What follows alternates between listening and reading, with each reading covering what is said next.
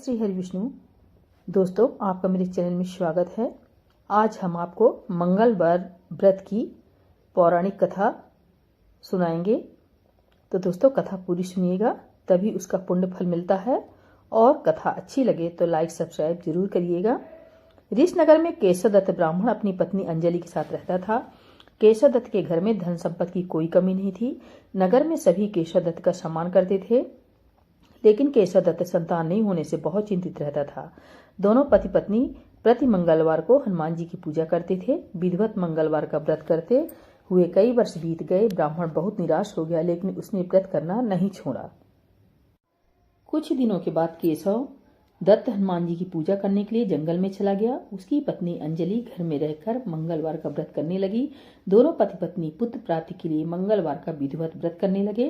अंजलि ने अगले मंगलवार को व्रत किया, लेकिन किसी कारणवश उस दिन अंजलि हनुमान जी को भोग नहीं लगा सकी और उस दिन वह सूर्यास्त के बाद भूखी ही सो गई।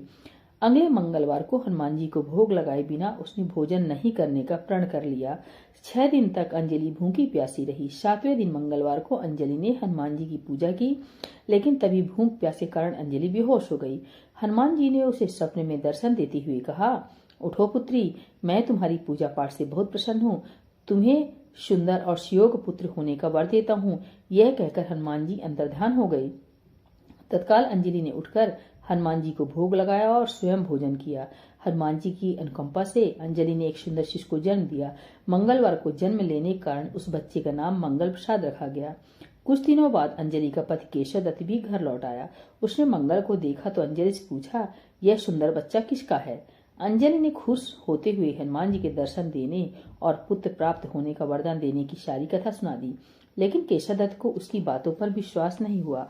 उसके मन में पता नहीं कैसे कलुषित विचार आ गया कि अंजलि ने उसके साथ विश्वासघात किया है।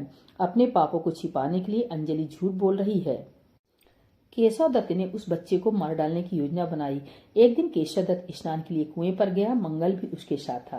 केशव दत्त ने मौका देखकर मंगल को कुएं में फेंक दिया और घर आकर बहाना बना दिया कि मंगल तो कुएं में मेरे पास पहुंचा ही नहीं।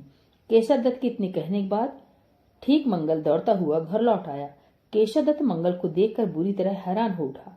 उसी रात हनुमान जी ने केशव दत्त को स्वप्न में दर्शन देते हुए कहा, तुम दोनों के मंगलवार के व्रत करने से प्रसन्न होकर पुत्र जन्म का वर मैंने दिया था, फिर तुम अपनी पत्नी पर शक क्यों करते हो? उसी समय केशव दत्त ने अंजलि को जगाकर उससे क्षमा मांगते हुए स्वप्न में हनुमान जी के दर्शन देने की सारी कहानी सुनाई। केशव दत्त ने अपने बेटे को हृदय से लगाकर बहुत प्यार किया। उस दिन के बाद सभी आनंद पूर्वक रहने लगे। मंगलवार का विधिवत व्रत करने से केशव दत्त और उनके सभी कष्ट दूर हो गए। इस तरह जो स्त्री पुरुष विधिवत मंगलवार का व्रत करके व्रत कथा सुनते हैं, हनुमान जी उनके सभी कष्ट दूर करके घर में धन संपत्ति का भंडार भर देते हैं। शरीर के सभी रक्त विकार के रोग भी नष्ट हो जाते हैं। प्रेम से बोलिए हनुमान जी स्वामी की जय।